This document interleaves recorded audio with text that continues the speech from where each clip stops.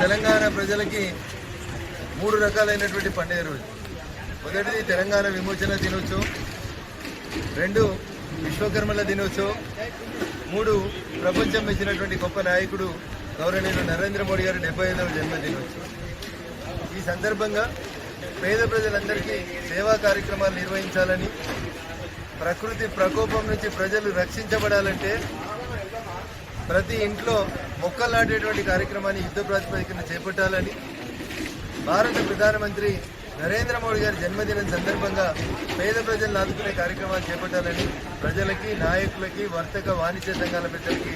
ఈ సందర్భంగా శుభాకాంక్షలు తెలియజేస్తూ, తగ్గించినటువంటి జీఎస్టీ స్లాబులు పేద ప్రజల్ని మధ్యతరగతి ఎబోకి తీసుకురావడానికి ఉపయోగపడతాయనేటువంటి ఆశతోటి జీఎస్టీ స్లాబుల్ని తగ్గించి 2 స్లాబ్లకి తీసుకొచ్చి నరేంద్ర మోడీ గారు పేద ప్రజలకి ఆ ఫలితాలను అందించాలనేటువంటి ఒక మంచి లక్ష్యంతో జీఎస్టీ లోపల చాలా వరకు పొద్దున్నాగే కాఫీ దగ్గర నుంచి మొదలుకుంటే స్కూల్కి వెళ్లే పిల్లల వస్తువుల దగ్గర నుంచి మొదలుకుంటే ట్రాక్టర్లు, ఆటోమొబైల్, హెల్త్ ఇన్సూరెన్స్ వరకు